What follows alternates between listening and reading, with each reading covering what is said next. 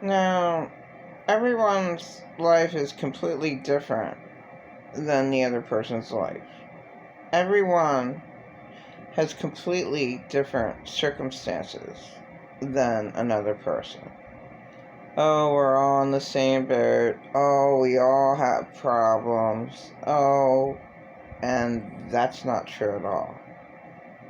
Even though people stay in shelters, yes, their problems are similar but drastically different.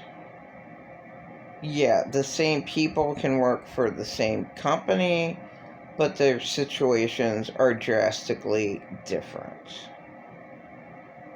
Some people have it very easy, and I would say most people have it very, very hard, but that's because that's where I came from. The have-nots, insane, abusive people who made sure that when I was able to um, when I was able to be sad,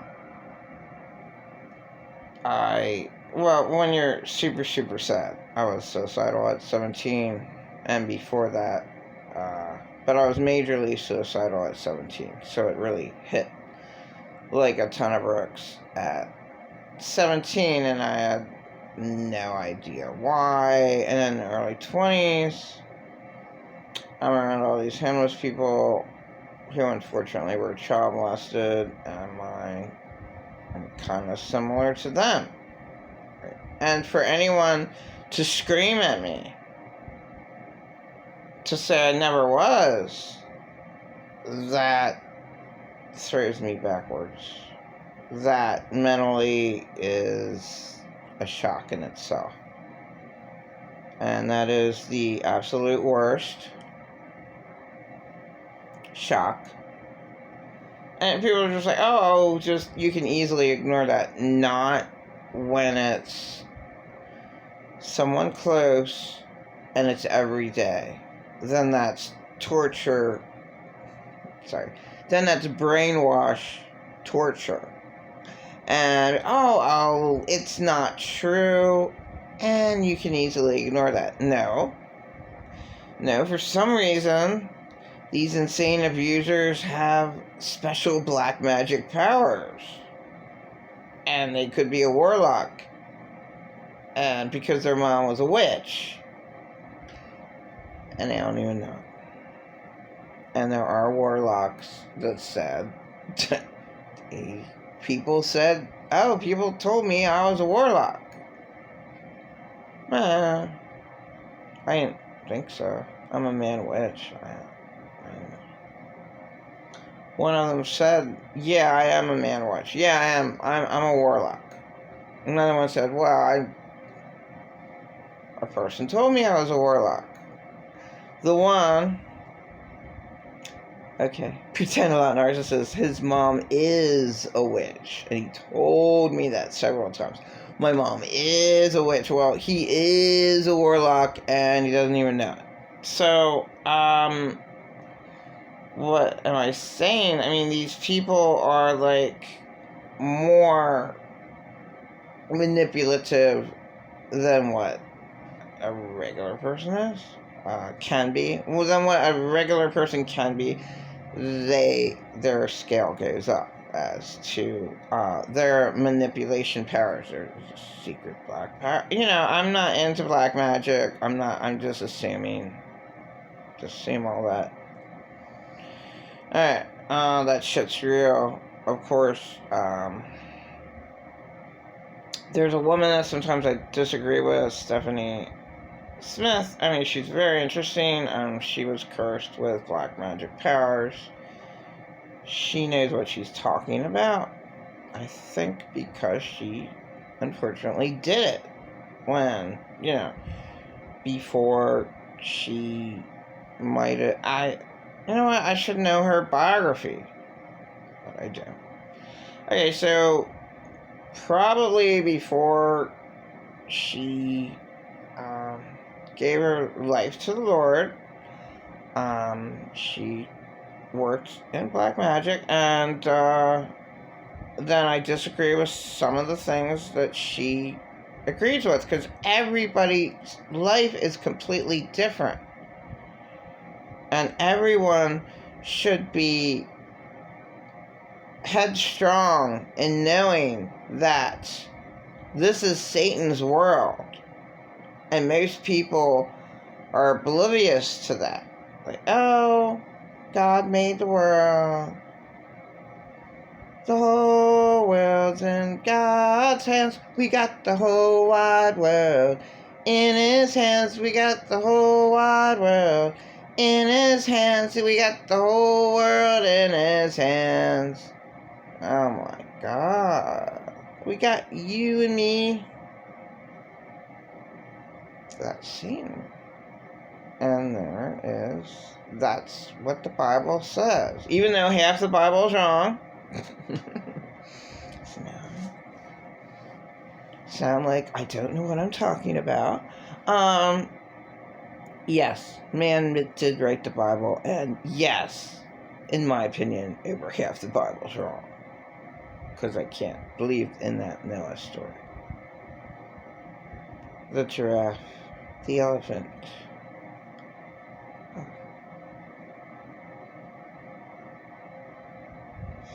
The beautiful young lady that I spoke with yesterday that gave me an emotional breakdown because she loved me and she left a big positive impression because I was not loved. Yes, I was loved recently. I was taken out for my birthday. And I was taken out to eat last year. Yes, I am loved. But yesterday, for 2 hours, I was loved in a church, approximately 2 hours. A little short of 2 hours. And it left a big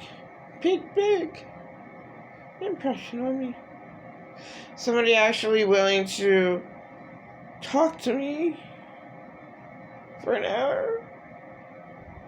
Then me hear her beautiful music. And you know what? No one's ever in that church. No one ever would be bold enough to say, oh, this is fine. I can play here. And if I can't, I'm sure someone will tell me. And, yeah, I just knew ahead of time I wasn't going to get any information from her. I just knew ahead of time, it's good I didn't even have my phone with me because she would have got mad if I would have tried to have taped. I had this strong inclination. No, this lady can't be taped. No, there's actually them, I have no idea how ghosts can manifest themselves, but I mean, that sounds crazy. But, anyway, this lady left a huge impression. And, I really hope that she's not a ghost and she's real and I see her again, okay? But that really does happen. And another incident, real quickly, I was pregnant and I was going to think about going to the stupid Moneymaker convention. Well, the father of my 2 children was, he was very abusive to me, and he took his worker boot, put it in my face, told me how awful I was, worthless, useless, and horrible, rotten, dumb bitch. And he threw me out in the snow. And I was very, very pregnant. Wow, the fourth child I named Arthur Hesnut the fourth. Yeah. Okay, but I didn't go to Hershey Medical Center to have that procedure done. I wanted to stop. He wanted to try to get me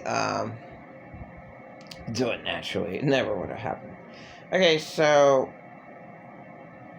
this guy just comes by, a nice guy, saying, "Oh, I got in. It's ice cold outside. I might have died, okay? In Mannheim. Like, it's just ice cold. Big road, not a highway, but close to, like, a highway. Hey,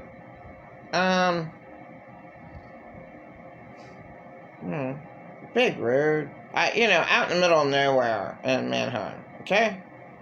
I just, a guy appeared in a car.